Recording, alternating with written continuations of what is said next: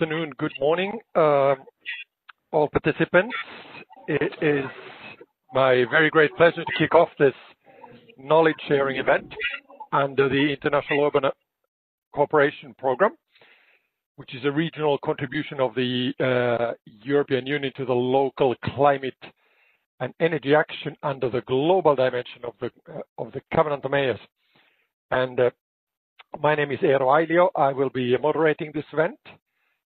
And I can tell you that while our sort of social side and our eyes are probably suffering from this video conferencing, we can take some satisfaction from the fact that we have now spared the planet from a few tons of CO2 through avoided plane trips. So something positive always. Our focus today is India. And that is a country which is making great strides in increasing non-fossil electricity generation, albeit it has to still deal with the shadow of coal and like all of us, unfortunately now, the COVID pandemic. That said, in the two sessions and the breakout groups that we will be today, we will be discussing the sort of silver lining of those clouds, and that is the power of local action, which is now driven more and more by increasing awareness of the tight connection, not just between climate change and energy transition, but also with human health, biodiversity, and actually future jobs. We will be showcasing inspiring commitments, plans and measures to implement them, all by Indian GCoM signatories and stakeholders. And in this first session that we're now kicking off, so we want to touch on questions such as what is the added value for Indian cities to take part in the global covenant of mayors, and how do Indian priorities and national frameworks and current GCoM guidelines align with each other, and then what are the latest developments of the global covenant of mayors, and then how can the common reporting framework support Indian and South Asian cities as well in their local contexts, in the context of reporting. So let's get started. Our first speaker today is Mr. Edwin Kukuk. He is the counselor in charge of energy and climate action at the EU delegation to India.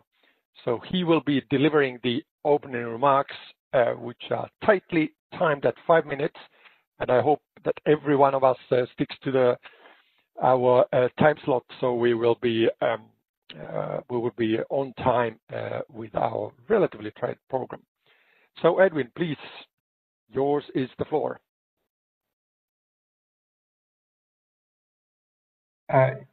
Yes, thank you, Eero, and good morning to those in Europe, and good afternoon to those in New Delhi or in the rest of India, like me. So it's a real pleasure and honor for me to speak at today's knowledge sharing event, the GCoM in India consultation with cities and stakeholders. At the EU-India Summit in July 2020, India and the EU both recognized the need for coordinated action to tackle climate change and environmental degradation.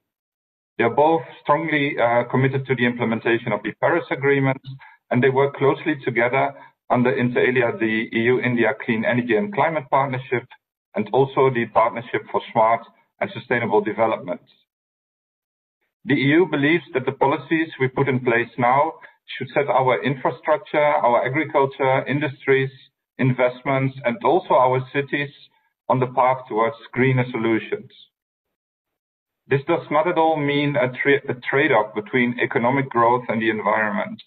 We do consider sustainability-driven investments to be a source of growth and jobs that will last.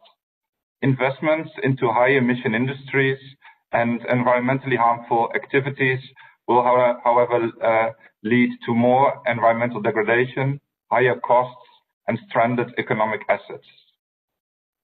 The EU recovery package is actually underpinned by this new paradigm. The European Green Deal, together with the digital transformation agenda, are at the core of our recovery package. It is a growth model for a more sustainable, inclusive, resilient, and future-proof economy. The European Green Deal provides an action plan to boost the efficient use of resources by moving to a clean circular economy, to restore biodiversity and cut air and water pollution. The plan outlines investments needed and financing tools available, and it explains how to ensure a just and inclusive transition. The EU aims to be climate neutral in 2050, which will require action by all sectors of our economy, including investing in environmentally friendly technologies, supporting our industry to innovate, rolling out cleaner, cheaper, and healthier forms of private and public transport, decarbonizing the energy sector, and ensuring that buildings are more energy efficient.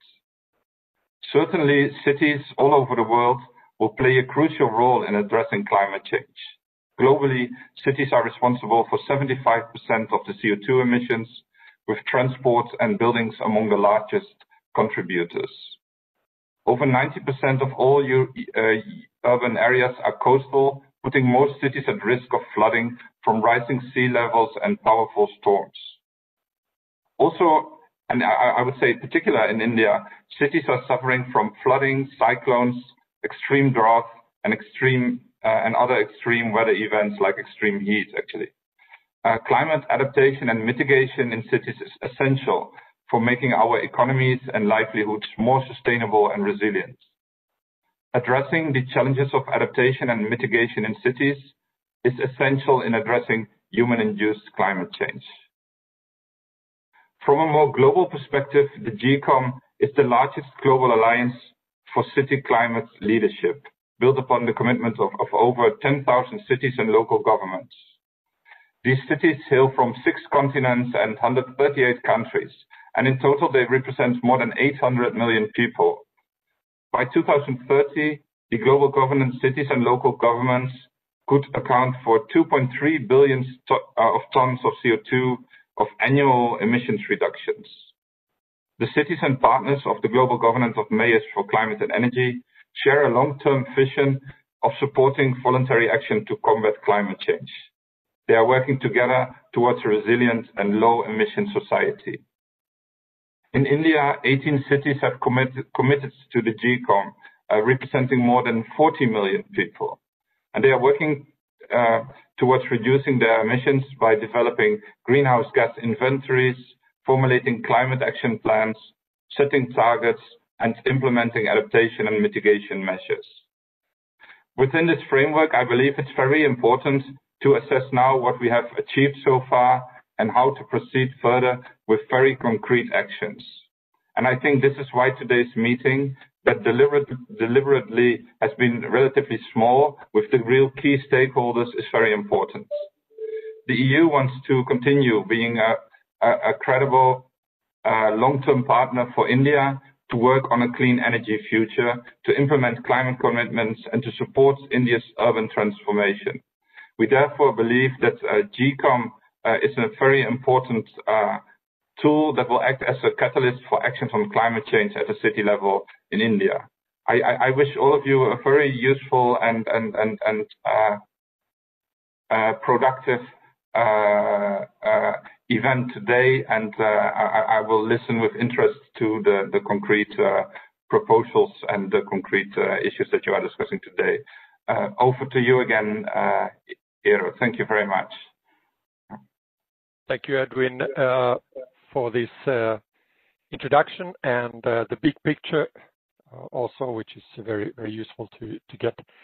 I think now we will move directly forward to our first Indian speaker, and he is Mr. Shwetal Shah, and he is standing in for Mr. Haider, whose name you saw in the program. So unfortunately, Mr. Haider was held back by other commitments, and I believe those were a bit related to the pandemic, if I'm not wrong. But anyway, we are very lucky to have Mr. Shah here, and he will be explaining to us a little bit the situation of India as concerns the Paris Climate Agreement, and he actually works at the in Gujarat, in the administration of the state of Gujarat, which is in the northwestern part of India, and a very large state, and therefore a good place to start our tour of India today. So let me give the floor to Mr. Shah at this moment. Thank you. Thank you, Mr. Arrow, and also thanks to International Urban Cooperation and Global Covenant of Mayors, particularly in the South Asia region, for organizing this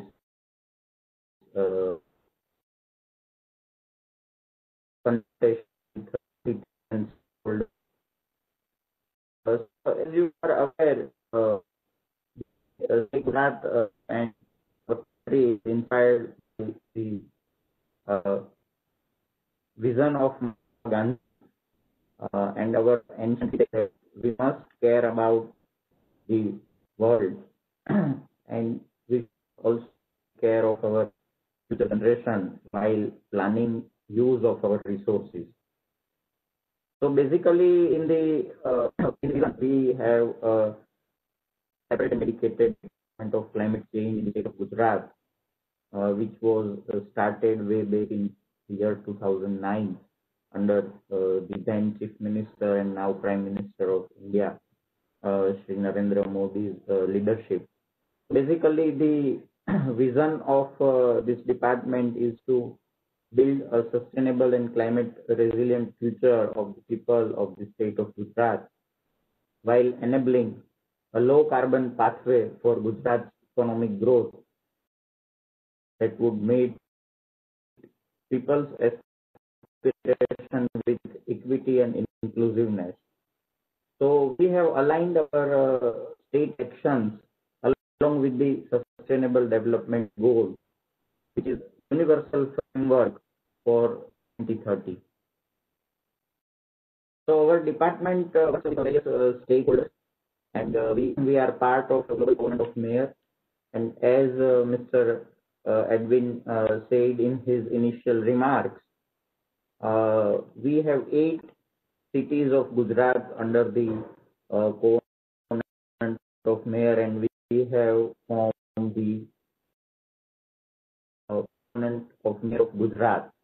So that all our 8 big cities are under this. We are developing our state action plan, and also city level action plan in alignment. So in our overall working, we are taking people's participation. We are also mobilizing private investment and policy support for the development, which ultimately gives us co-benefit of climate change adaptation as well as mitigation. So as we all of us are aware that Paris Agreement has basically 2 goals, and that goals are to build resilience and to go for net zero greenhouse gas emissions. So one is about climate change adaptation and another is about mitigation. And since our state is very vulnerable, it is located in the westernmost part of India, and we have a 1600 kilometer long coastline. So it is important for us to safeguard our people, as we have population of more than 65 million. So very huge task with the state government in terms of climate change adaptation, and we are seeing that how new challenges are coming every year. And this year we have this challenge of this pandemic, and therefore all our resources are mobilized towards the requirement to address this pandemic situation. So basically, Paris Agreement has a goal to limit the temperature rise to well below 2 degrees centigrade and also to try for 1.5 degrees centigrade. And as all of us know that temperature has already exceeded by 1 degree centigrade and we have very less time with us to limit our developmental aspiration within the Paris targets. And now we are seeing that momentum is going ahead globally as well as in India for achieving the targets laid under the Paris Agreement.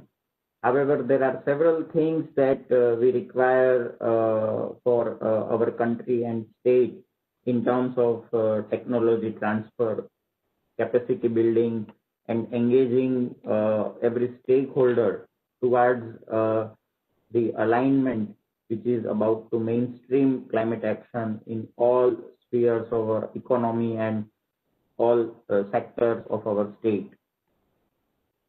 So basically, technology transfer, capacity building, mitigation and adaptation are now equally important. And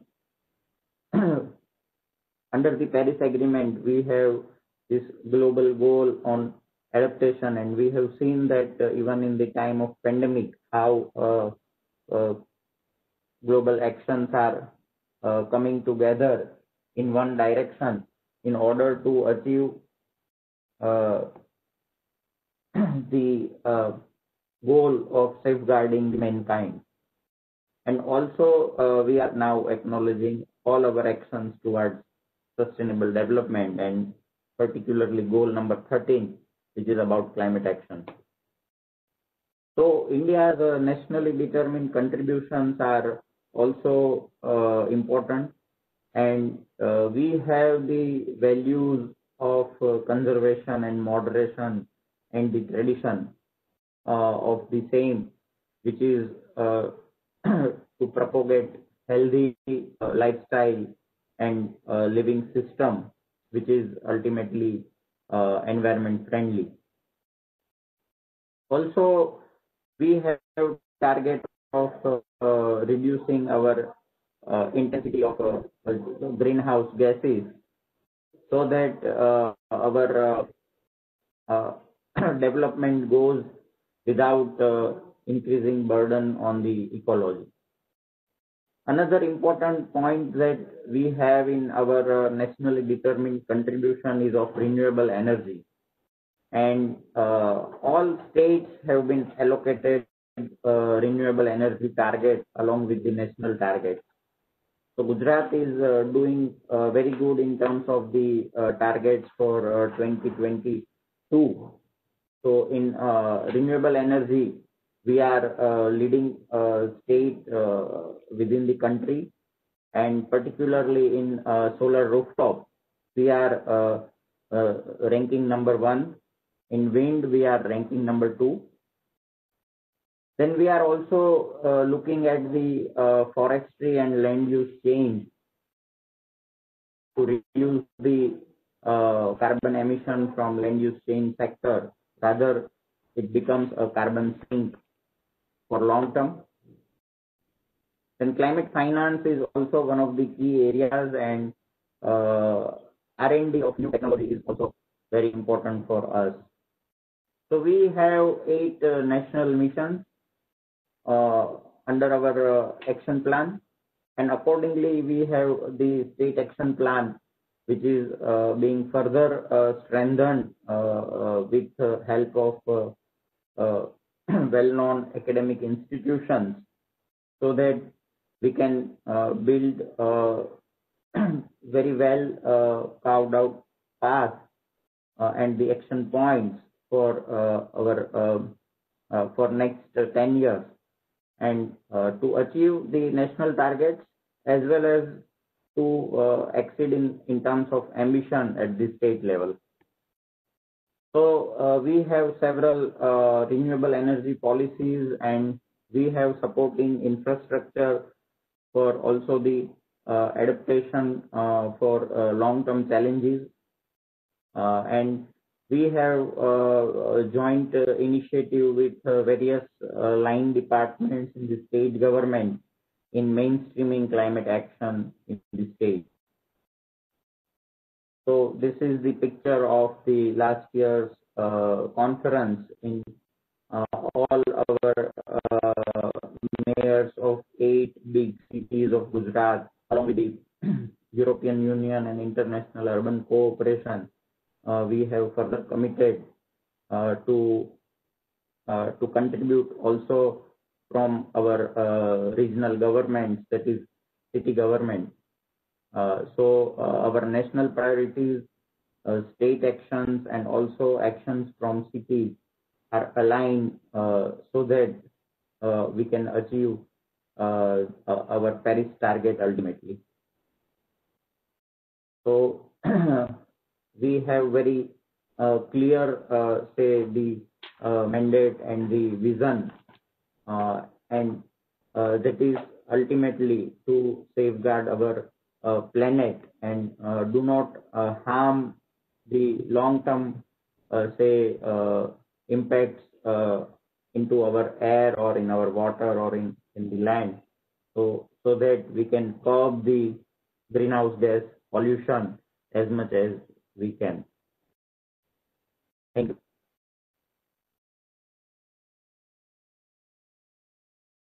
Thank you, Mr. Shah. I think this was a very, very good update to us on the Indian situation, and your last slide was quite telling in terms of what are the dimensions of the challenge that India faces, indeed, as a very large country.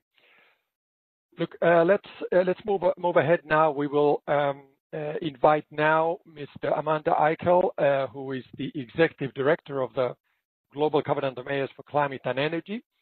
So we'll invite her to give us the GCoM update on where this initiative stands today and where it is heading, and this will give us a framing for the discussions later on, also this afternoon, when we go into discussing reporting related issues, data related issues, adaptation and mitigation. So Mrs. Eichel, please, the floor is yours now. Thank you so much, Eero, and really great to be here. It's been a long time since I've been in New Delhi, and I regret that we can't be there in person, but very happy to be joining you today virtually. If it's possible to go to the first slide, so perfect. What I wanted to do today was really just a quick refresh of the global sort of architecture of the Global Covenant of Mayors, and then speak to some specific initiatives that are being developed at the global level that we hope can be supportive and bring resources into what is happening at the local level through the regional covenant. So just as a reminder, the way the Global Covenant of Mayors is structured is very much as a set of interconnected regional covenants or chapters, most of which are established, very well established at this point all over the globe. India is part of the Global Covenant of Mayors for South Asia, although at this point the Indian cities are the most active in that regional covenant, and most of that support has been through the IUC India program to date.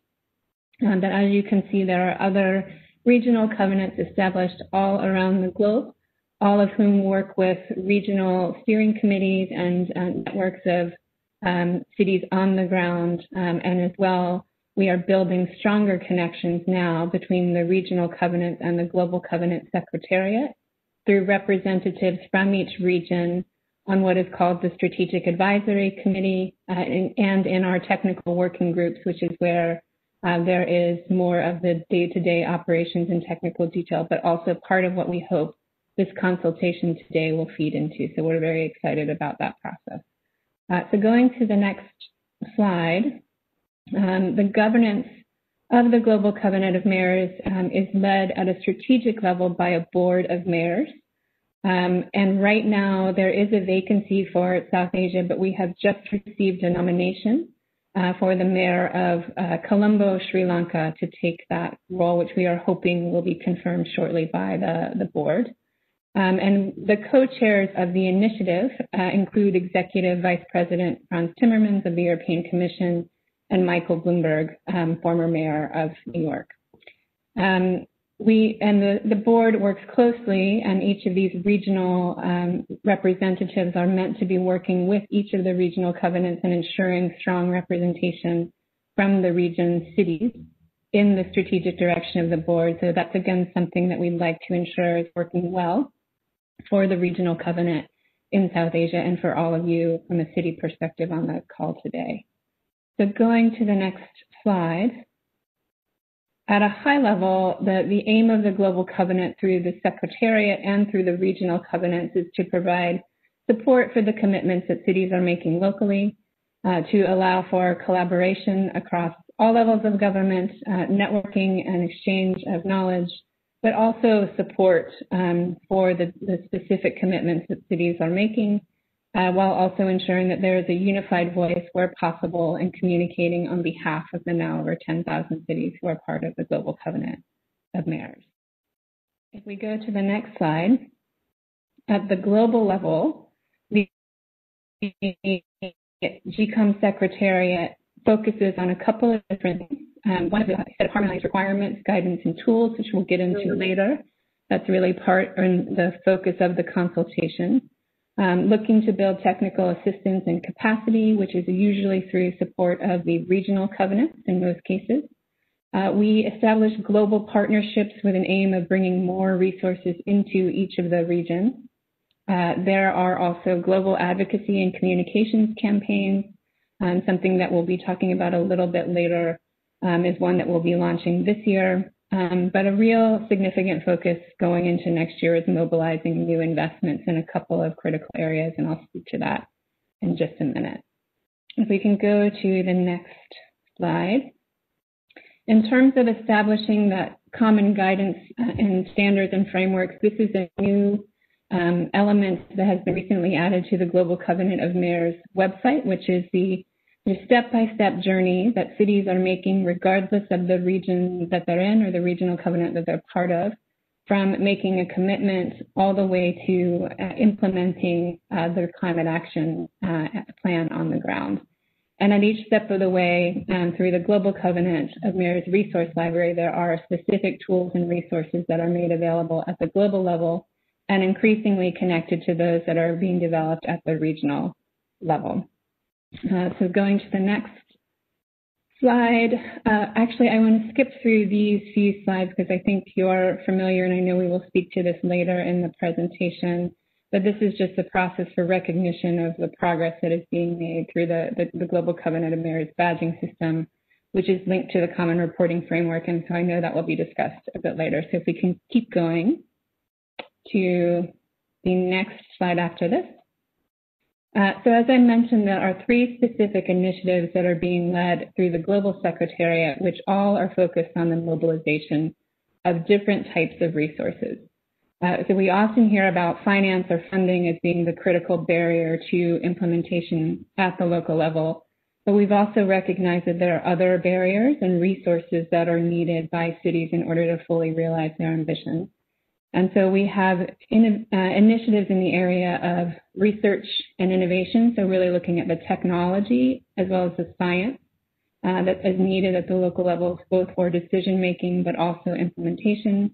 That's Innovate for Cities. Invest for Cities is focused on finance, but also funding to ensure that the projects that are part of climate action plans can actually advance to the point where they're ready for investment.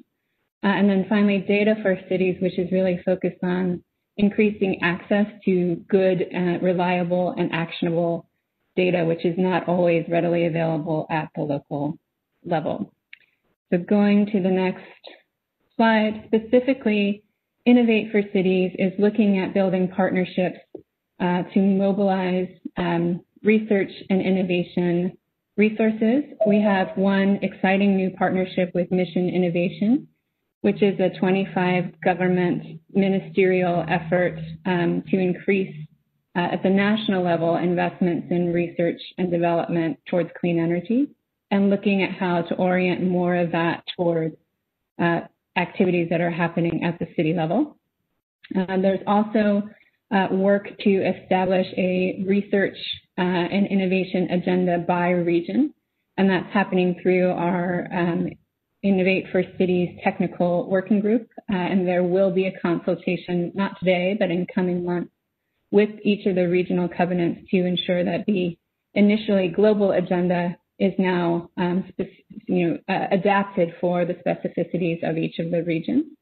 And then in addition, we are looking forward to a most likely biannual conference, which would bring cities, the academic community, and the business sector together on a regular basis around the research and innovation agenda.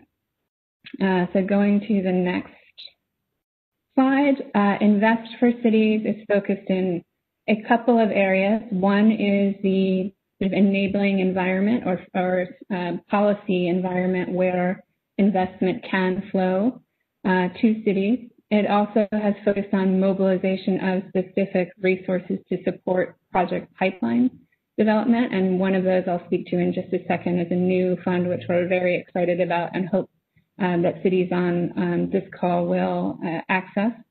And then finally, looking at how to work with private and public sector investors to really increase the number and the depth of investments that are looking at urban infrastructure and innovation.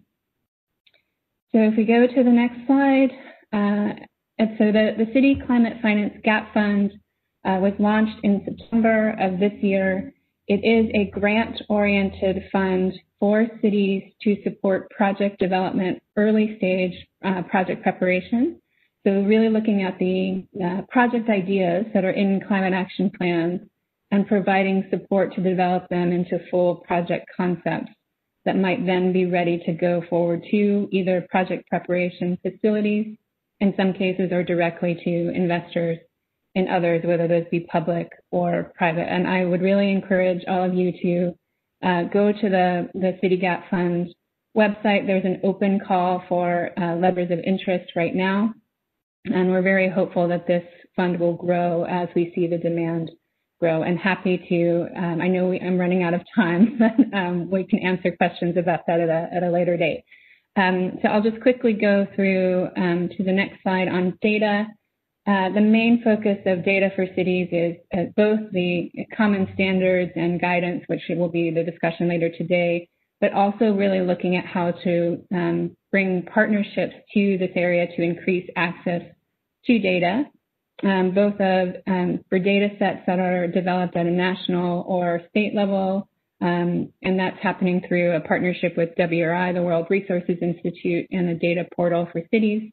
But we also have a very exciting partnership with Google where we're increasingly looking at how to make Google's data available for city level decision making. And I think with that, okay, just one last slide then on the Race to Zero. So this is a recently launched campaign by the climate champions of the UK and Chile towards COP26 later next year, with an aim to increase the number of ambitious commitments to net zero by the time of COP26. There will be a cities-focused outreach and engagement strategy around this, so we will look forward to communicating with all of you about what the campaign and the Race to Zero commitments will be, but it would be possible to make these commitments, as has been the case already, through the Global Covenant of Mayors and the Regional Covenant in South Asia. But more information to come, and we're hopeful to have a very strong city presence at COP26 to, again, really showcase and highlight the ambition that all of you are showing today. So thanks again for the time. I'm sorry if I went a little bit over, Eero, but appreciate the opportunity to be with you today. Thank you, Amanda. I think there was a very consistent, a lot of content in your presentation, and it was a kind of a race to the end. So I very much appreciate that with our timing here. And it was a good point you raised. Indeed, reminded us on the consultation related to the common reporting framework. So this is one of the important activities also which are relevant for today's discussions. And but there were many other ones as you see. So under the GCoM, there's a lot of activity going on. It is global level, and we are cooperating indeed with Bloomberg Philanthropies, European Commission, and the city networks on this exercise, and of course the delegations and all you signatories and participants, other stakeholders to this. So it's a collaborative effort, and therefore we hope that this will grow in India as well, even further. So let's move ahead now. It's time for the GCoM Help Desk South Asia and Mrs. Chatur Verdula to give us the outlook on the latest developments from the point of view of those people who are helping indeed the cities, the signatories in their at their work. And she will be focusing some of the issues of policy alignment between India and GCoM, and also some of the barriers and hopefully also opportunities. So are we ready? Yes, Sumia is ready. The floor is yours.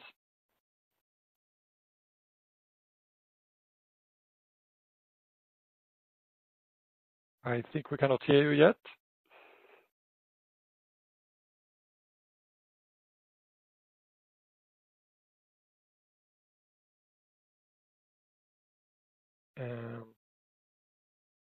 I cannot hear anything. I wonder if you're on mute. Yes, sorry, I had trouble unmuting. I think I need permissions now. Oh, okay, now it's working very well. Thank you, Hero. Thanks a lot. Yeah, a very good morning and a very good afternoon to everybody from India. And I would use 10 minutes to kind of give you an overview of where the GCoM stands in India currently, and what are those policy linkages or what are those programs that we're looking at to kind of build this momentum that we have right now of enhancing local government climate action, and how it is that the GCoM fits within that space, and how it is actually helping cities achieve their goals on climate action, and also help the national government in achieving some of its goals of accelerating climate action in these in the local governments as well as in the subnational governments. Very briefly, I come from ICLEI Local Governments for Sustainability. I'm Deputy Director with ICLEI South Asia, that's based in Delhi.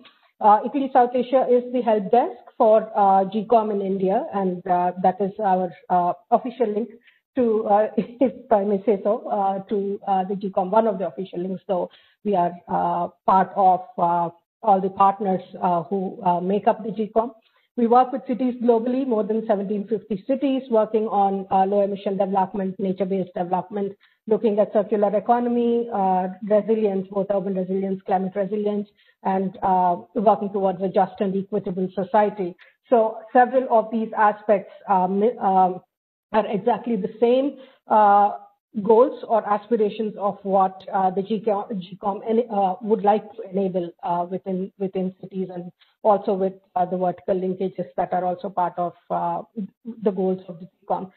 Just to give you a sense of the climate action planning journey of India, just to kind of summarize everything, this slide does not do justice to the kind of work that has actually been happening in the country, but it gives you an overview of how this climate journey actually has evolved to where it is today.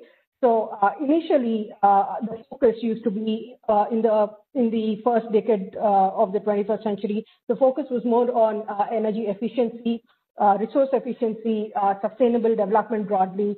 One of the big flagship programs that actually looked at greenhouse gas emissions mitigation. One of the first flagship programs of the Government of India was the Solar Cities program.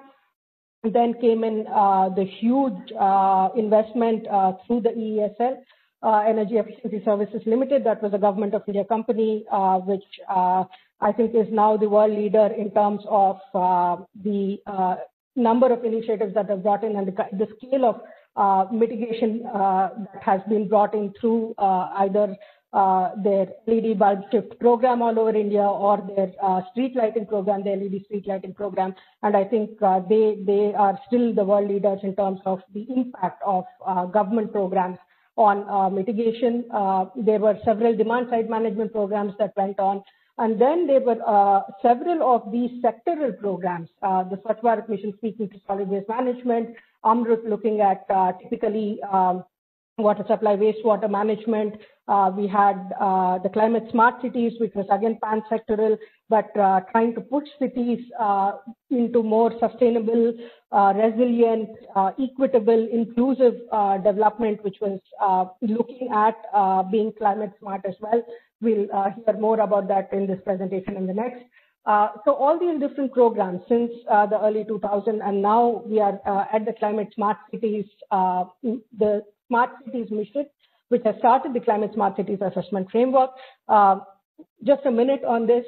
This is the first very overtly stated policy of the Ministry of Housing and Urban Affairs, where they're looking to enable local authorities and to build capacities of local authorities in a programmatic manner, in a mission mode as well, to address climate action in this country. So this is, I think, also for the development sector of this country, this is seen as a glorious opportunity, and this is where also the vision and the mission of what the GCoM stands for, in a way, dovetails perfectly to this, and a little more, I think, while I move on.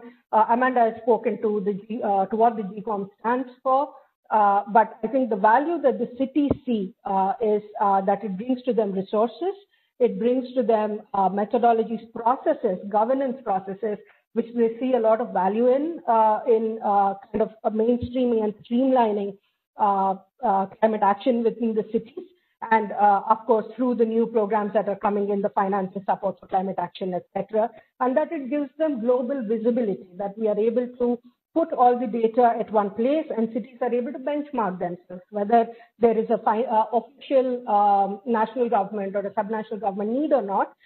Cities are happy to see and benchmark themselves, and this is where they see the value of the GCoM. Amanda has also spoken to the governance, but I would like to draw your attention to the GCoM South Asia Coordination Group. There are several agencies, both policy makers, think tanks, the Energy Resources Institute, which is kind of the, if I may say so, the support to the national government on several policies linked to climate change as well, and several programs through the C40 program, the IUC, which is kind of spearheading the GCoM in India, CDP, the climate group, and of course, equally with our support to several of its cities, more than 50 cities in the country currently being supported on climate action to various entry points. So this is the coordination group which discusses, deliberates on the various provisions of the GCoM, and also trying to see how we can contextualize GCoM and the CRF guidelines to South Asia, to India. So this is like the think tank behind GCoM in South Asia. And then, like I said, there is the help desk, which is being managed and hosted by ICRI South Asia, speaking to the process that Amanda had explained in terms of how the GCoM would like to support cities, take them through a journey of being ambitious, making a commitment, ensuring that the assessments that are done are scientifically valid, having action plans, backing them up with robust budgets and financial structuring and implementation. So through this entire process, the help desk, which is hosted by ICRI South Asia, always stands by to provide information to the different GCoM members who are present in India and South Asia as well. And you will see that in the numbers that are here. Currently, we have over 31 signatories in South Asia, 18 in India. We are reaching out to signatories from Sri Lanka, Bhutan, Nepal, Bangladesh. We have signatories from the countries. 6 countries are currently covered in South Asia, and 86 million in population being catered through the efforts of the GCoM. Just to get a sense of what the spread looks like, the 31 cities have all committed to the GCoM. So cities typically commit to participating in the process and in commit to the process itself in taking the various steps that are required in order to ensure robust climate action. You see 18 from India, 6 from Bangladesh, Nepal, Sri Lanka, Pakistan, and Bhutan. All of them have committed to the GCoM. Certain cities have already submitted for verification and validation their greenhouse gas emission inventories, their climate action plans, their targets, etc. And you can see which of these were robust enough, met the guidance that is given by GCoM in the Common Reporting Framework, and those that have already received their badges. So in order to get, for example, a full mitigation badge, the inventory needs to be certified, the target and the plan. In Rajkot, the target and plan is certified, not the inventory, because a couple of sectors still need to be addressed by the city. So I'm not going to go into the detail of how this works, but this is a very efficient way and a very useful way for cities to monitor their own progress year on year on how they're going to achieve ultimately their climate goals and aspirations. On the Common Reporting Framework, this is a reference framework. It gives the broad principles and guidelines. There are tools and processes available on the website, like Amanda also said. The cities are free to use their processes as long as they meet the guidance of the Common Reporting Framework, and it helps them through the various aspects. So their baseline assessments, how are they setting their targets, how are they planning towards the Sustainable Energy Climate Action Planning. Once the action plan is there, what's the implementation, what's the monitoring, and all of this is documentation that is submitted to the GCoM Secretariat and then validated.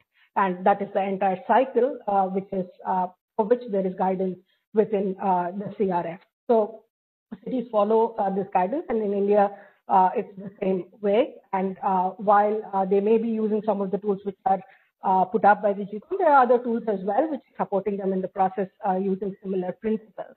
The reporting is on the ICLEI CDP Unified Reporting System, and this is an open data portal. There are certain timelines every year by which you can report. 31st December is for all new cities to report. 31st of October was when cities which wanted a feedback on what they reported could have already sent in their information. And there is a detailed guidance and feedback given on what the cities are reporting. This is a platform that is commonly managed and jointly owned by CDP and ICLEI. And this is the backbone of the reporting system right now that GCoM signatories in India are following. Just to say that we, as the help desk, ICLEI South Asia is in contact with all the GCoM signatories. So we have regular calls scheduled to see where the support is coming from. While we said that the IUC is the official European Commission funded program, which is supporting GCoM activities, there are several other, for example, there is the European Commission program called Urban Leads in India, which is supporting 4 cities, 2 in Bangladesh, 2 in India, to report to the GCoM. There is funding coming from the Swiss Agency for Development and Cooperation, 8 cities in India being supported to work on climate action planning and report to the GCoM. So it's the business of the help desk also to kind of convene and get this information from the different parties and from the different donor entities who are supporting similar work and are enabling reporting to the GCoM. So in that sense, I think it's a success story for GCoM in India, that it's not just through the IUC that the sign-up is happening. IUC managed to achieve and achieve well through this coordination group, the larger interest of cities, to pick the interest of the cities, and then further on the interest of the different partners in order to ensure that cities are committing to this process. And we know that it's a robust and scientifically valid and a process which can be monitored, and therefore would attract finance and support implementation and all of that. Like I said, on the Climate Smart Cities Assessment Framework, typically we have Dr. Uma Maheshwaran Rajshekharan will talk about this, so I won't go into the framework itself. The framework, this is the second version that's come out this year, was initiated basically to ensure that all cities, all the 109 smart cities, are working towards being climate smart. So while it is not enough to look at pan city programs or area-based programs which are addressing some of the guidance that is given by the smart city, we also ensure that while they're doing that, they're keeping in mind climate resilience, they're keeping in mind climate change adaptation needs and mitigation benefits as well. So currently there are five sectors that are targeted by the framework, and it's taking them through the path of kind of normalizing climate action in cities. That is what this framework is trying to do. And the GCoM fits perfectly there. It's a perfect, the goal and the vision is exactly the same. Ultimately achieving the SDGs, supporting the achievement of the SDGs as well through this. And the GCoM gives the cities a process to achieve the indicators which are embedded within the framework. The framework ultimately would like to move in a direction where it would like to ensure a robust climate action implementation structure in the cities, but it is not there as yet. Right now, it's a bunch of different indicators that cities will need to achieve. But the process isn't there as yet. They would like to move in that direction, whereas the GCoM already gives the cities the direction on the process and the governance and all of that, which will help achieve the indicators of that are put forth by the climate smart cities. So in that sense, it's an enabling process. And there are several trainings that are happening for cities. So for city participants who are here, there is a training coming up on everything to do with the GCoM and the reporting on the 1st of December, on the emissions inventories, on how to go about climate action planning, etc. There is a schedule for cities who are here are interested in training on the GCoM and related aspects. Could we start? Oh, okay, very good. Thank you, Shubhi. I was just going to ask you to conclude. So a lot of content there as well, lots of dates and things like that. But I'm sure these slides will be shared with the participants. So then that will work out. People can take some time to look at them. Now we have come to the end of our session, first session here, and soon I will ask Sylvia actually to give us some updates on the next session, a bit related to the practicalities on the breakout groups and things like that. But I believe it would be a good moment now to take a couple of questions, and I will, or from my side, I have to excuse myself in a few minutes, but I'm sure that colleagues can take the chairing at that moment. But indeed, so if you have some questions which have come up during this first presentation, so please write them in the chat, or I think that would be the simplest thing, so we can then take them up and perhaps if that will take a few moments. So I don't know if Sylvia, you would like to, in the meantime, inform us a little bit about what is going to go on the breakout. Yes, sure. While people collect their thoughts and condense them in a question, please feel free to type them in the chat box. I will have the pleasure to introduce you to the breakout rooms and how this would work. So after another round of presentations, all participants will have the chance to deepen the different aspects of this broad topic that we are now learning more about. So how it will technically work? Well, it's very easy. You will just have a pop-up window coming up on your screen informing you that you will be redirected in another room. The only thing that you have to do is just to click join the room and nothing else. Then you will be magically moved to a different session, either session 1 that will focus on mitigation, where Sumia that you just heard, together with Paolo Bertoldi from the Joint Research Center that you will heard right after this short introduction, will guide you through some questions. You could be redirected to room number 2 on adaptation, where Nadia Vetter's colleague from the Joint Research Center, together with Christopher Algen from the Directorate General for Climate Action, will support the discussion, or room number 3 on data collection, where we will have Shannon McDaniel together with the colleague Kamlesh Yagnik from the IUC India. So this will be very easy. In there, we will expect you to participate. We really want to hear your opinion, your experience, so please feel free to interact, to unmute yourself, or to type questions. Thank you. And any question, please just drop me a message in the IUC technical support. Thank you, Sylvia. I hope everybody got the advice there. I do not see a tidal wave of questions at this moment yet. I'm sure it's coming. So I'm not giving up the hope. I just give you a bit more time for that. So I think we have we can take those questions also if they come up during the second session. And let me just here now first thank the speakers, all the speakers of this first set, and we will be moving ahead now, and I will be actually being helped by my colleague, indeed, Christopher Algren from the DG Climate Action, has promised to take over this chairman's role for a while. I see that, yeah, hi, Christopher. So I will thank from my side at this stage, and then give over to you, Christopher, for the second part. Thank you. Perfect. Thank you very much, Eero.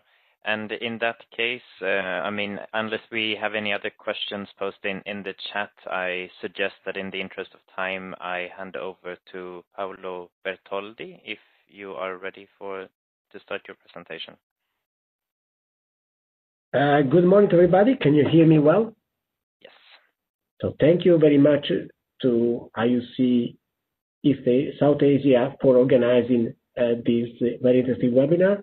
Congratulations to the colleagues in India for their very positive experience over the past 3 years, and also to the IUC team. And I'm working for the Joint Research Center. We are supporting the GCoM with technical scientific tasks. Today I'm presenting, next slide please. Okay, I'm presenting the Global Covenant of Mayor Common Reporting Framework. So I'm the co-chair of the Technical Working Group on Data. I would like to acknowledge the strong role that Shannon, the director for data at the GCoM Secretariat, had in driving forward this common reporting framework, and also the role of my colleague Nadia, who for a while was seconded to the GCoM Secretariat. Next slide, please. So it's very important that cities around the globe with different experience, background, use a common way to report their status in terms of mitigation adaptation, and very soon also access to energy, that they share data which can be then aggregated to show the huge and very important contribution that the local authority can bring to the global community in terms of reaching the Paris Agreement target that were already mentioned. Next slide. And to this end, the GCoM has developed a so-called common reporting framework, which is the way in which cities should report their data, prepare the plan, monitor their action, and report the result in a very transparent, easy, flexible way, which is consistent throughout the globe. So the same principle for every cities, and allows continuity also with previous experience. Next slide, please. So as I already said, that covers the greenhouse gases emissions, the risk and vulnerability assessment for adaptation, how the city will set the target, the action the city will take, and how then the city will report and monitor the results. Next slide, please. Starting from the greenhouse gas inventories, next slide is fine. City have to report the major sources of emission in their city boundaries, in particular stationary energy due to buildings, the transportation, the waste. It is also recommended to report on industrial process and product uses, and on agriculture, forestry, and land use if this is relevant. If it's a heavily urbanized city, for example, with a lot of buildings and no green space or agricultural space, of course, this is not needed. And of course, they can also report on upstream activities, for example, the Scope 3 emissions. These are really the key principles for greenhouse gas emissions, and in particular, the mandatory 3 sectors. We want to see them in every city. Please, next slide. Of course, as I said, cities varies in capacity, experience, size, geographical location. So it always be possible that some specific data, in particular the activity data, are not available for specific sectors, or these emissions are not occurring. For example, if a city does not have an airport, they will need to report the airport and planes emissions. So they can always use notation key to say if it's not occurring, if it's included elsewhere, not estimated or confidential. Not estimated is when it's impossible because there is no data, no recent data. And this is something very important. We recognize that data collection is important but difficult, and is a journey a city has to do, and we try to help with all the tools, technical support from the GCoM Secretariat, from the JRC, from the regional secretariat, to a lot of consultants at the cities, and the very important tools that Amanda has mentioned in her presentation before. Next slide, please. Another important point is how to set the target for greenhouse gas emission reductions. Next slide. And there are, in the Common Reporting Framework, there are 4 types of target that suit the different experience in different countries. What is important that the target is as much as possible based on the national determined contribution of the country, in particular the unconditional part, setting the level at the target years as the NDC possibly, but also the baseline year. And but having said that, we also welcome intermediate targets or long-term targets, which is more and more emerging now from cities committing to 2050, for example, to climate neutrality. But it's not a requirement, of course. What is important is just to have a single target as important as the national NDC. Next slide, please. I already covered this point. The red part is the ambition to match the unconditional part of the NDC, and of course, using units which are similar to the one of the NDC, in particular also the base year. Next slide. Moving on to adaptation to climate change, which is as important as mitigation. The 2 pillars are really the key pillars, and we want every city to work on them. Of course, there is no priority on which one to develop. If they have a capacity to develop only one, both are needed, but some do first mitigation and adaptation, some cities do the other way around. In particular, in developing countries, we recognize that adaptation is a key emergency and a priority for many cities. Next slide. So the adaptation part of CRF is only based on the IPCC concept of identified hazard, exposure, and vulnerability in such a way to assess the risk which the city faces, and then the ways to minimize this risk. The next slide, please. So the boundary has to be, again, as big as the city or even sometimes greater, since there is a lot of impact or adaptation coming from outside the cities, for example, on a region, if they share a river, or if there is a coastal line shared with other municipalities nearby. we can already move to the next slide. First of all, the city has to identify the major climate hazard, how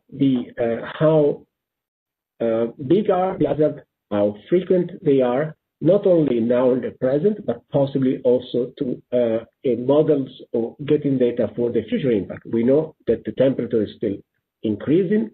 The emission reduction will take effect in the coming years, but still there are more greenhouse gases concentration in the atmosphere, which will drive up the temperature. And in fact, we are 1C already above pre-industrial times. We will go to 1.5, between 1.5 and 2 if we implemented the Paris Agreement, but it's already an increase. So we expect a more intensive and frequent hazard to hit the cities, and the city have to get ready to face this changing weather and induce climate hazard. It's also important to understand when there is an hazard, which population or infrastructures will be heavily impacted. For example, are the poor people, the old people, the old people, or are perhaps some infrastructure like hospitals, schools, civil protection buildings, etc. Next slide, please. The adaptive capacity is very important to understand what is affecting the cities and what can be done to avoid this and enhance the city resilience. Next slide. Again, in the risk vulnerability assessment, I already covered this, but there is more details on the fact that the hazard has to be assessed based on the probability and the consequences to face the risk, the sectors, and the vulnerable groups. All this, of course, is very well detailed in the guidelines on the CRF, which are available on the GCoM website, and of course also in the several training that are offered by GCoM and by other experts like us to individual cities or group of cities in a different country around the world. Next slide, please.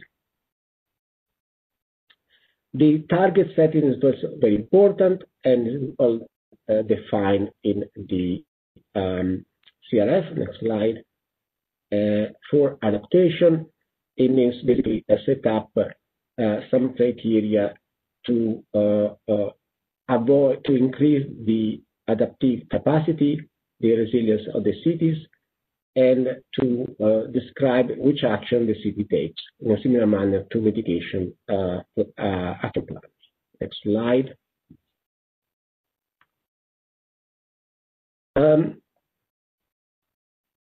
So once the plan is the risk vulnerability assessment and the baseline emission inventory are ready, the city can prepare the plan, which contains both the measures in mitigation and adaptation, and is really, I would say, the core of the city participation in the GCoM, because data are important. Data are a tool and not a goal in itself. It's a tool to have a good, sound planning that then helps the city to become more resilient and to reduce its emissions and reach the target that the city has set. So really, data is needed, but planning is fundamental to get to the point where we want to get. Next slide, please. Of course, as planning is very important, there are some mandatory fields in the CRF which put a lot of emphasis on the engagement of the city stakeholders on identified priority sectors, linked, for example, to the levels of emission on these sectors and the risk vulnerability assessment results, describing these actions, also looking how the city is structured to address these actions, what are the departments who will be in charge, what will be the budget for these, and all the more details are there, the better is not only for the GCoM to then analyze and aggregate all this information, but also in particular for the cities to be sure to reach the targets through the implementation of the climate policies. Next slide, please. So the GCoM goes in more detail on how to describe the actions, how to assess the impact of these actions, not only on GHG, but also on other co-benefits like reduction of pollutants in the air, improvement of quality, improvement of the livability of the cities. Next slide, please.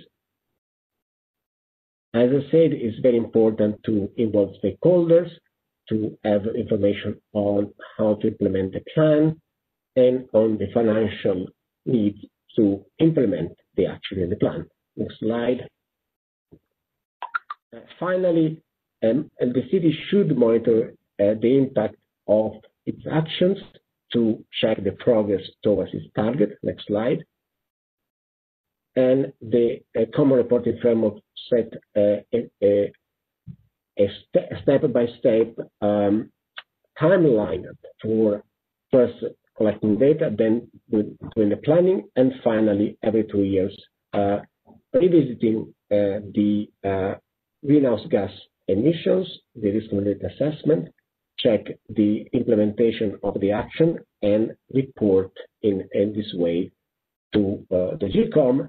But again, this is not really for the sake of the GCoM, it's for the benefit of the cities to check where they are, if needed to reinforce their actions, add actions, because what is important there is to stress that this is an important tool for the city to monitor its progress towards its own target. Next slide.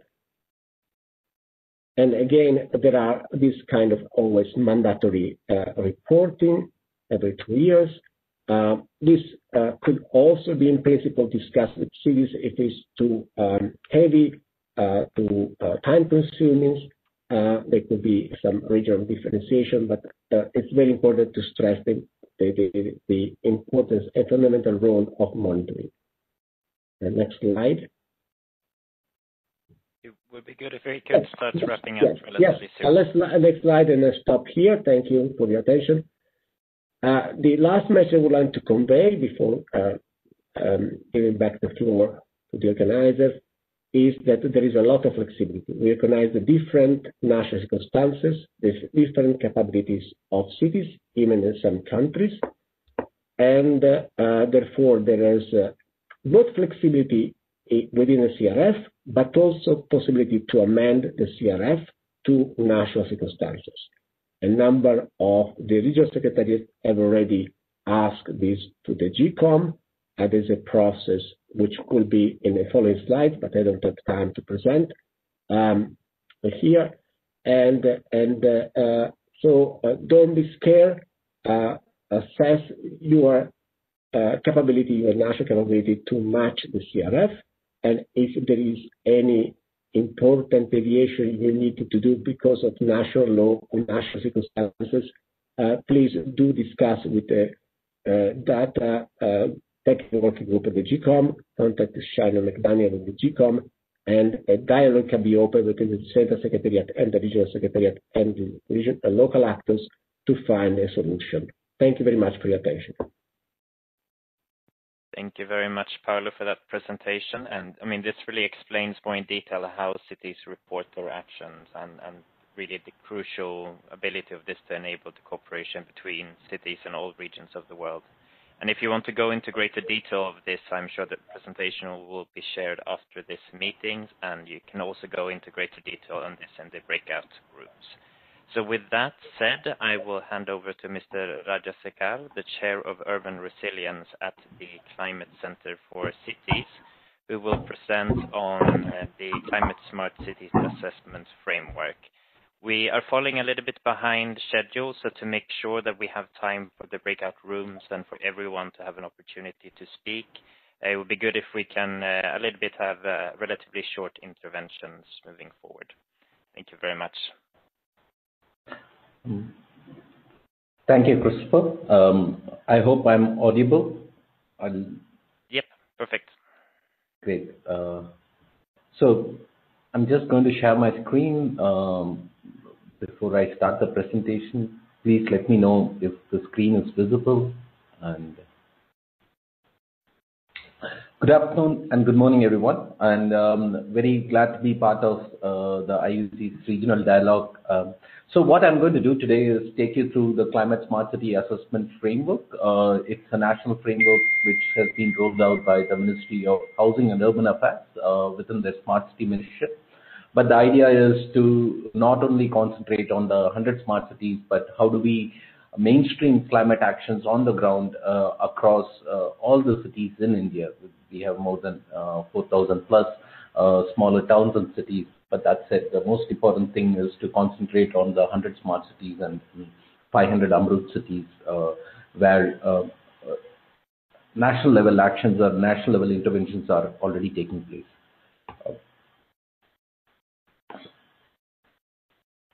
So before we get into the framework, we need to look in terms of the rationale why climate smart city assessment and also intervention is required.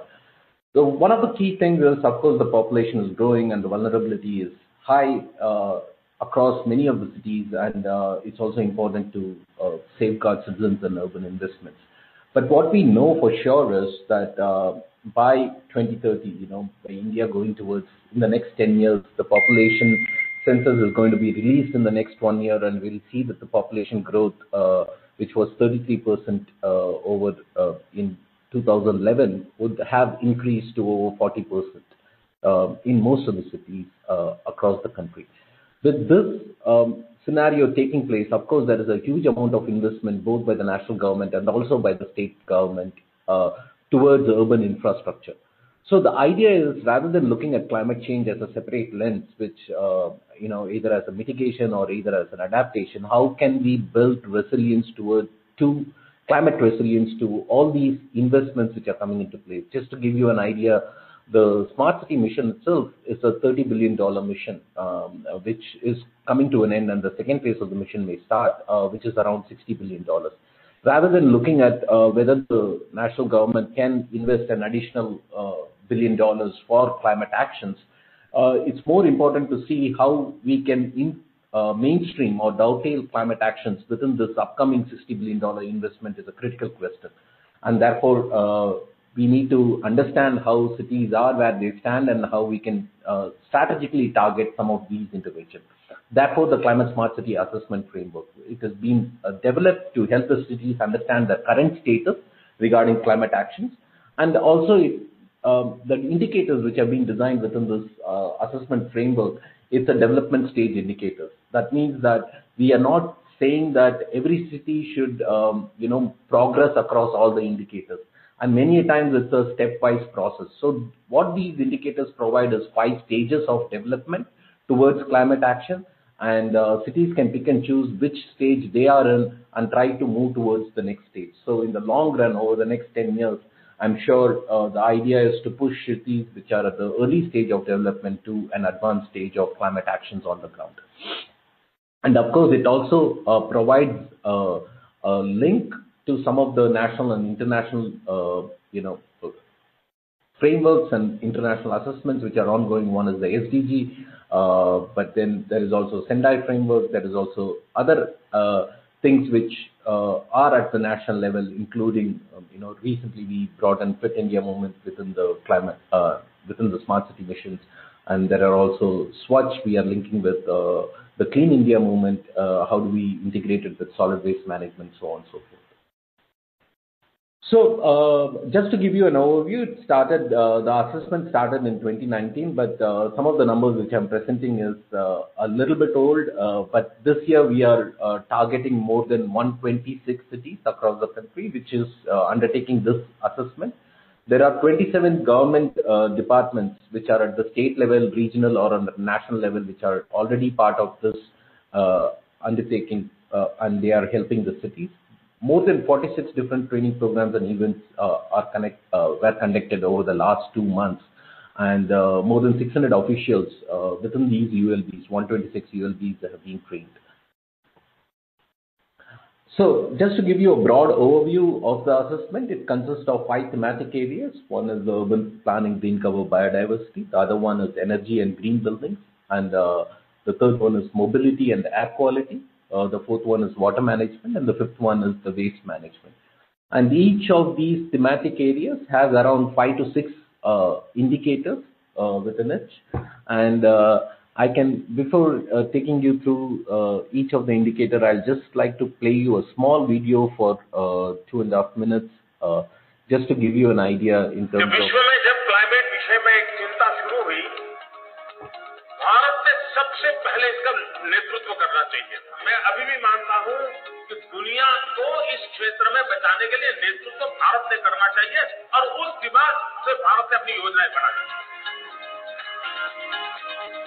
In light of the Prime Minister's vision, sustainability and climate-sensitive actions are critical to India's development. In the context of complex urban challenges and increasing risks, Indian cities must take actions to prepare themselves and develop the ability to thrive despite the impacts of climate change. With this in mind, the Ministry of Housing and Urban Affairs, under its Smart Cities mission, is launching the second phase of the Climate Smart Cities Assessment Framework. The Climate Smart Cities Assessment is the first of its kind national framework to support urban areas in building climate action. It will serve as a mirror for cities to reflect on their current climate situation by monitoring 28 indicators around 5 themes, namely energy and green buildings, urban planning, green cover and biodiversity, water management, waste management, and mobility and air quality. The assessment will be carried out in 4 stages. First, cities will conduct the assessment and provide evidence of their climate actions. Then, experts will review the information that cities have provided and respond with feedback. Next, cities will make minor changes if required based on the feedback. Lastly, experts will review the final inputs from cities and submit a report to the Ministry of Housing and Urban Affairs through Climate Center for Cities at the National Institute of Urban Affairs to finalize the results. To mainstream Climate Smart Cities Assessment Framework, CQ will provide training and capacity building through webinars and mentoring sessions, initiate a help desk to provide support for successfully completing the assessment, institute a centralized portal for ease of undertaking the assessment, and convene alliance partners for technical and financial support for climate actions. Let us work together to inspire cities to implement climate-informed actions for all.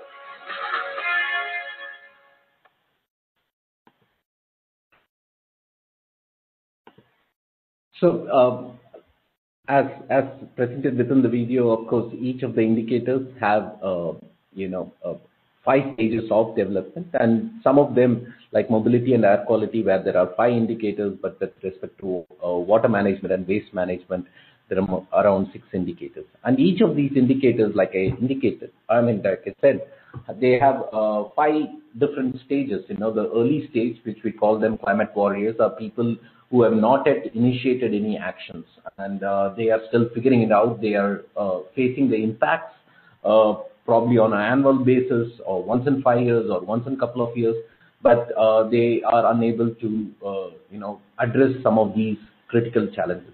And climate champions, which is in the stage 5, are people who have allocated budgets, who have allocated resources, who are implementing climate plans on the ground, and where we are able to see evidence in change.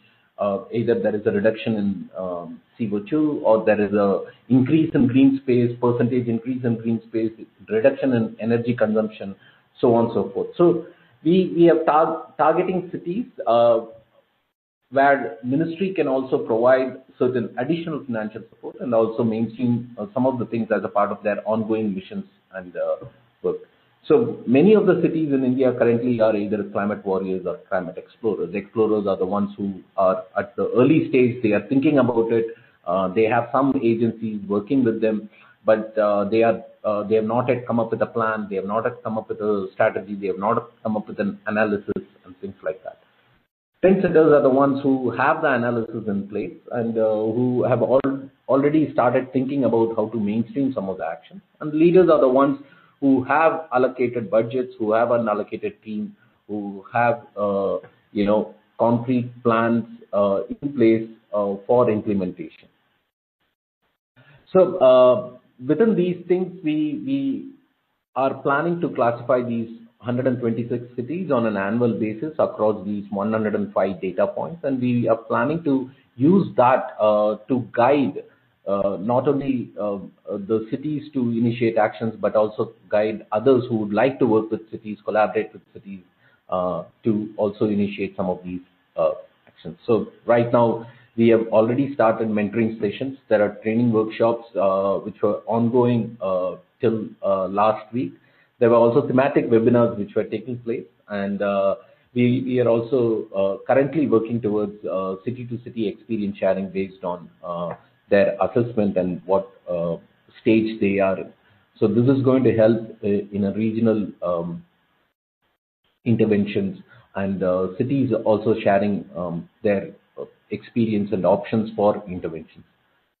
So far, we have a 35-member thematic committee group which is guiding the process with the support of 15-member executive committee. So pretty much we have around 8 experts for each of the thematic areas which we are working on.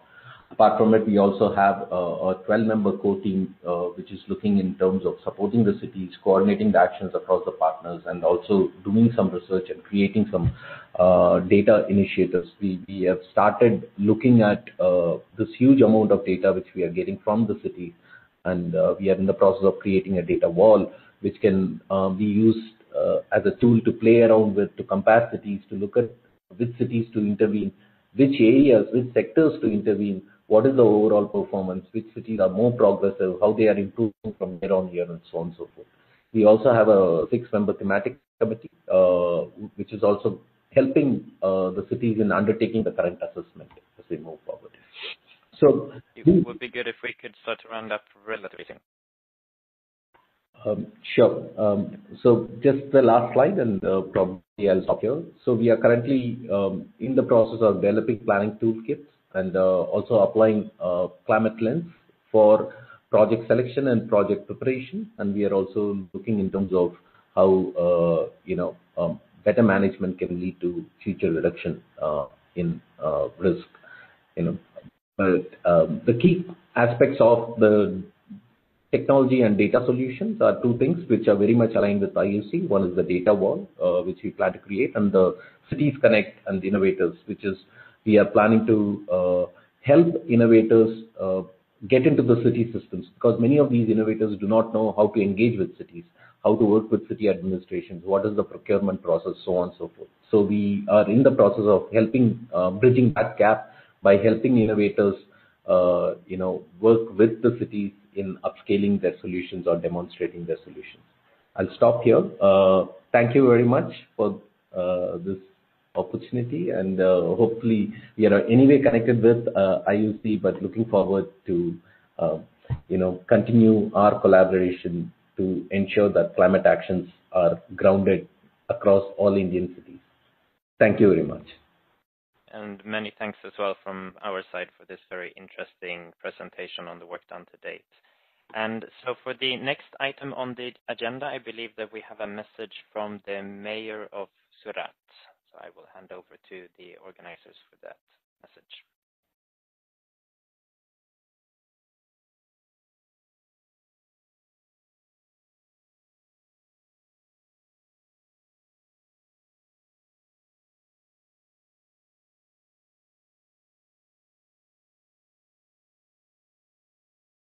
I'm afraid we cannot hear the audio.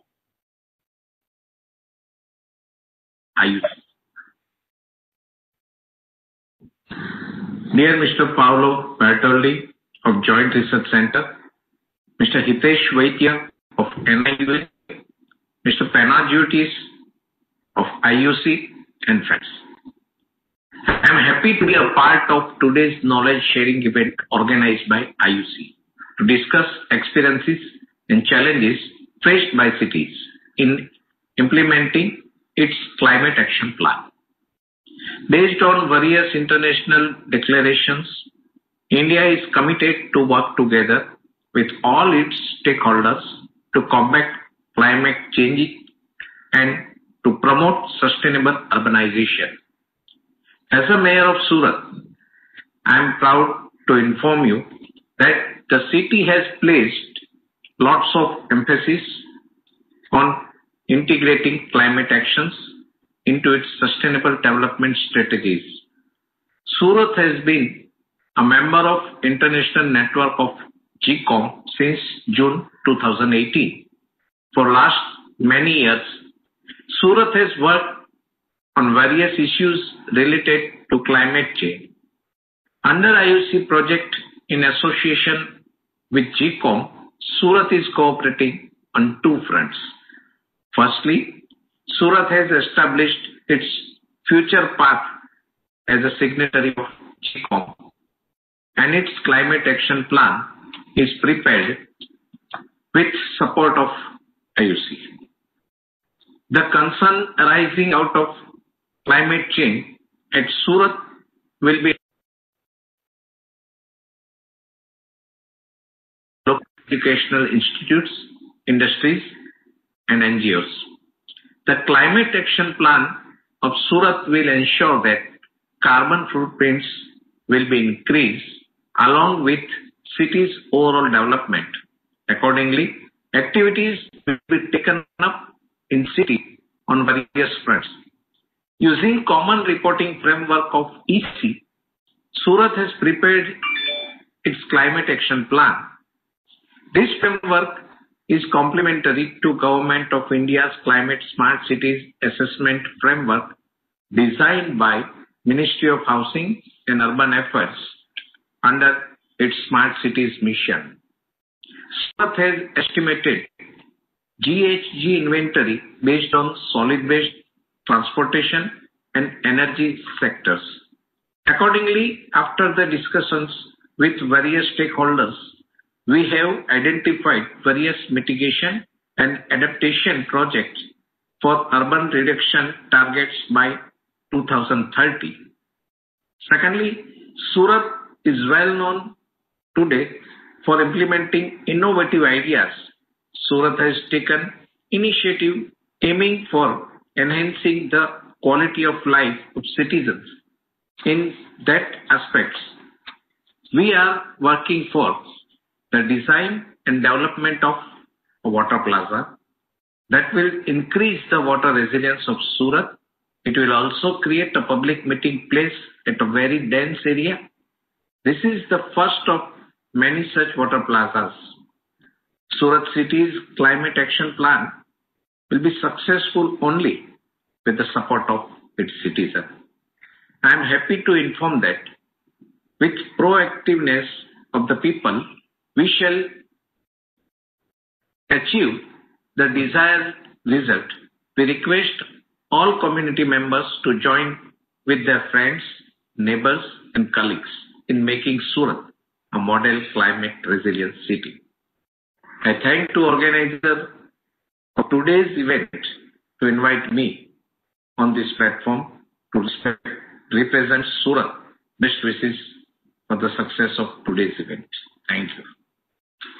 GoPro, stop recording. And we extend our thanks to the Mayor of Surat for these very powerful messages highlighting, well, the need for local climate action and the importance of cooperation as through the IUC and the Global Covenant of Mayors. Going further in depth in actions taken on the ground in Indian cities, we will now have a short presentation by the city of Raikot on their climate action plan. And with this, I hand over to Mr. Nandani, Deputy Commissioner of the city. The floor is yours.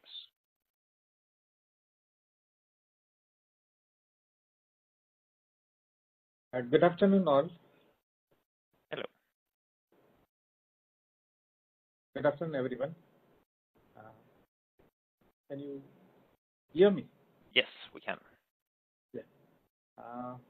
Rajkot, the journey of climate action mitigation started almost a decade back, in the year 2000. We started this journey, and we started the journey by a small conceptual understanding of how climate change is, how it affects our city, what role can we play to mitigate it. Can we have the presentation, please? I need to upload it? Yeah, thank you. The Solar City mission was the first project we started from 2008 to 2013. Then it was followed by Urban Climate Project, then Low Carbon Mobility Plan and Urban Labs. I'll be very frank that initial years probably went far in making people understand what the conceptual framework was, how it can be imbibed in the culture of the organization, how day-to-day decision making can be used using this. And it took a long time to establish. But once it was established, probably today we are far ahead compared to other cities. Say for Solar City mission, we started with few solar rooftop projects. Today, probably 70% of the city households have solar rooftops either off the grid or on the grid. So it's a good achievement for the city. Again, low carbon mobility plan, we changed 100% city LED lights. And again, it was a big achievement wherein 100% of the city street lights were converted to LED. Again, we are getting e-buses very soon. And say within a year or two, our 100% of the city transport will be running on e-buses.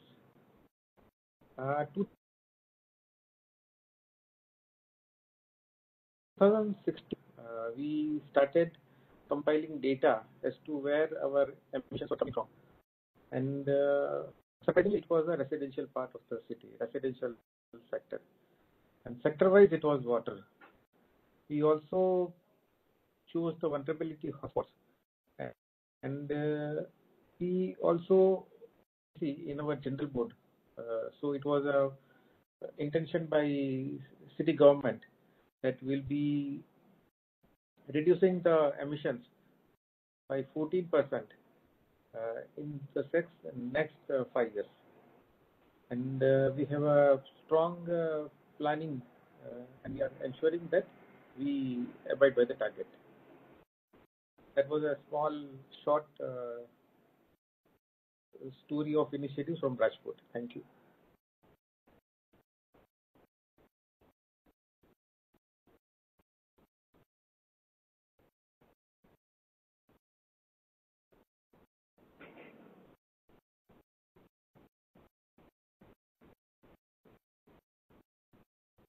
Yeah, I am done with. Okay, perfect. Thank you very much for this really interesting presentation on the inspiring actions taken by the city of Rajkot to date. So with that, I suggest that we move towards the breakout rooms. We have originally allocated about 30 minutes for discussions, but perhaps we will do it at a slightly shorter breakout rooms to give time for everyone to speak, but also to make sure that we can capture the discussion before the planned end of our discussions today. So with that, I will hand over to the organizing team to start the division of people into the breakout sessions, and then we will meet for 5 final minutes for the concluding remarks at the end of the meeting today.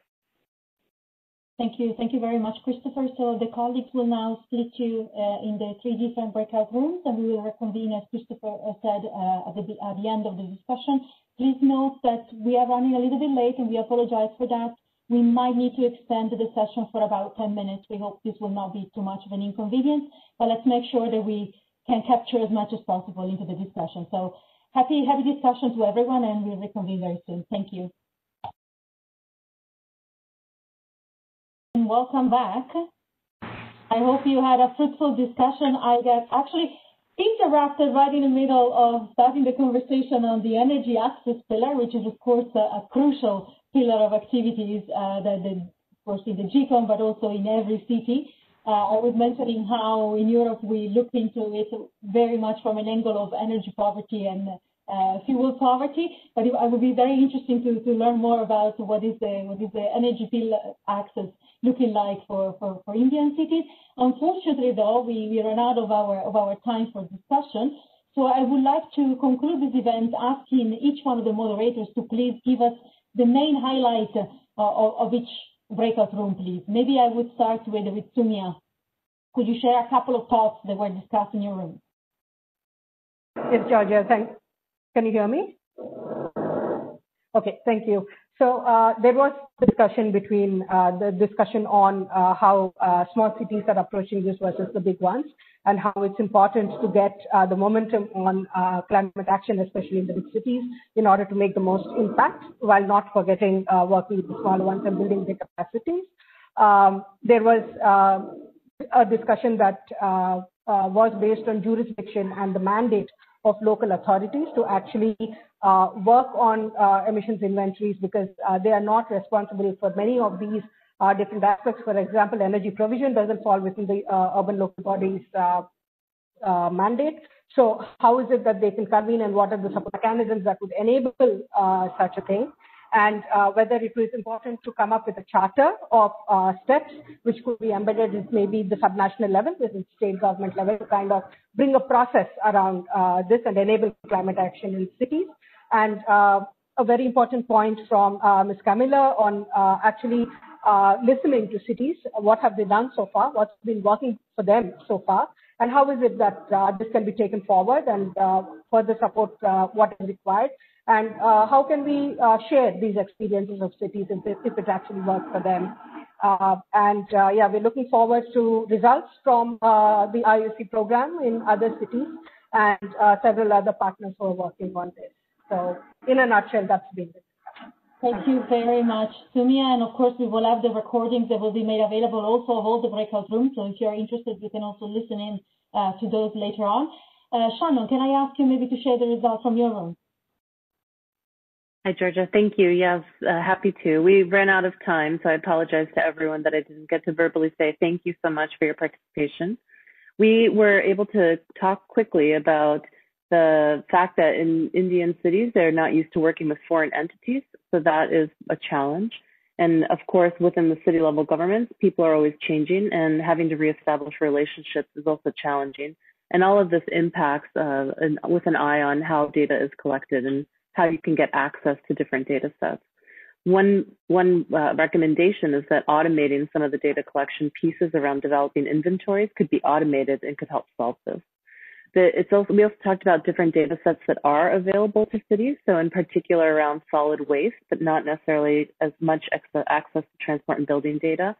And that there's some hope, though, because there's ideas around, shared especially by Avni from WRI, thinking about proxy data points and other ways to gather data that is otherwise really difficult to get.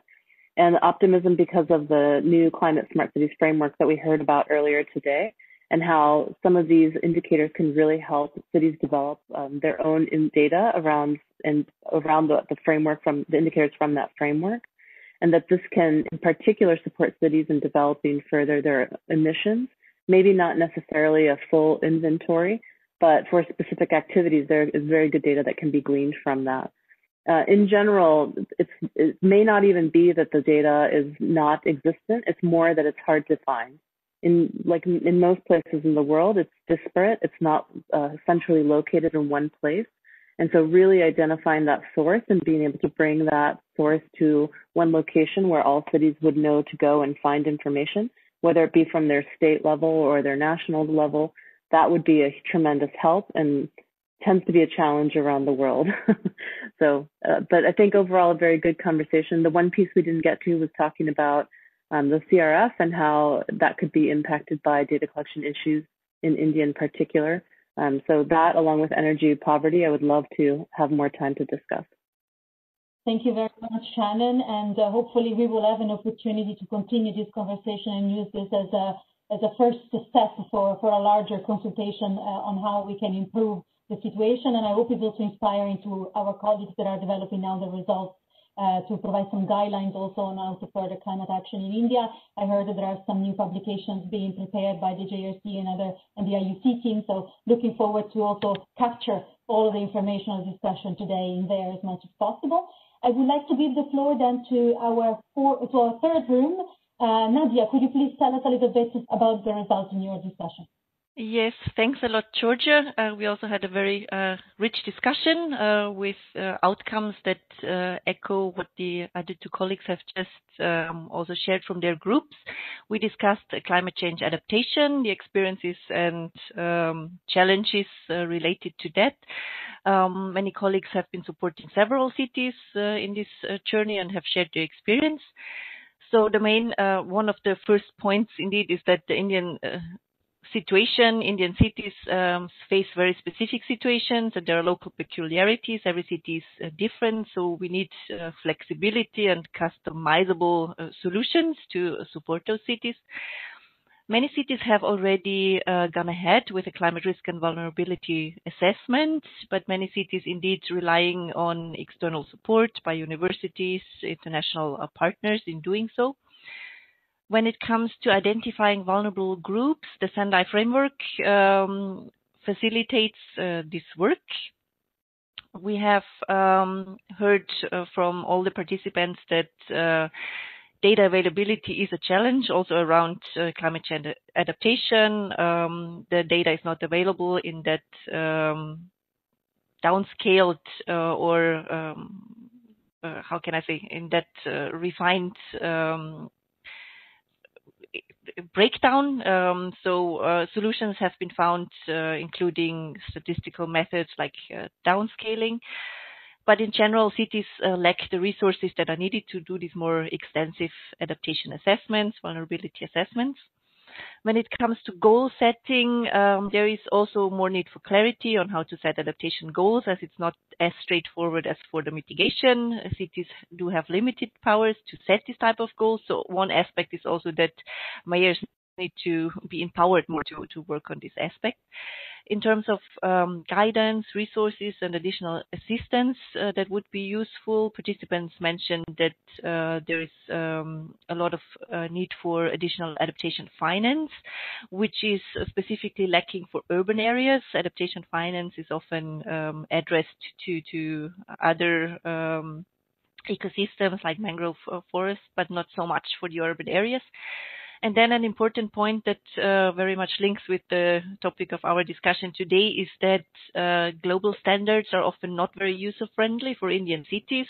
Data comes in a specific format, but that doesn't fit with the global reporting platforms, for example. So indeed, there is a need to work on solutions to facilitate reporting to make it easier for Indian cities. That was the main points from the adaptation group. Thanks to everybody who contributed. Thank you very much, Nadia. So I'm absolutely conscious that we are 20 minutes over time, and I want to apologize once again for that. Is there any comments from the audience or any burning question or remark by anyone? Otherwise, I would maybe try to move us closer to an end. From what I could hear from the breakout session, I will not go into the detail, of course, of repeating what has been already shared very clearly by the moderators that have conducted the discussion. I think in general, the idea of trying to look into mandates and making sure that they are in line with the type of actions that we want to not only implement but also report and monitor, it's very important. One interesting aspect that I thought was notable is also how much is already being done in this regard. This idea of setting up platforms and learning from other experiences and other programs that have been implemented, for example, with the Smart City frameworks, to see how different actors and stakeholders can come together and also support this type of activity. I think it's definitely some good food for thought. In addition, I was very interested in hearing about these climate core teams that are being set up to try to really bring together all the different sectors in the cities and to work with one another to develop these targets and these plans in a joint manner. Indeed, there is still a lot of work to be done, and we heard from Shannon, but also from Nadia, how the issue of data and finding all this data in a place that can be accessed easily and that can be utilized in a user-friendly manner is certainly one of the stepping stones of this discussion that we are having today, and we really hope that this will be the first assessment, the first get to know each other, the first understand what is the context, and to start having a conversation on how the Global Covenant of Mayors, as well as many of the different stakeholders that are on this call, can really support this process and help cities moving forward with their own climate ambition. The last comment that I want to make is around the importance, of course, of also identifying correct finance and funding within also the municipal budgets and to allocate the appropriate resources for all of these processes. And with that, I want to leave you with an invitation to also join our conversation tomorrow during a specific session that will look into different financing opportunities and how to foster also innovative solutions for your cities into implementing not only climate action, but in general, sustainable urban development. Session also organized by the IUC, featuring some of the cities that are present today. So with that, I want to close and ask everyone again to give a big round of applause to all of our different speakers, a virtual one. Thank you for your participation and for also staying a little bit longer with us. We will take the opportunity to, of course, share with you all the outputs of this conversation and try to involve you once again in the future to continue this important discussion and to provide more solutions and more support for your own climate ambition and your own climate action. So thank you once again to everyone, especially to the organizers, to the teams, and to our speakers, but of course also to all of you. Thank you and have a good afternoon. Thank you to everyone. Bye. Thanks. Goodbye.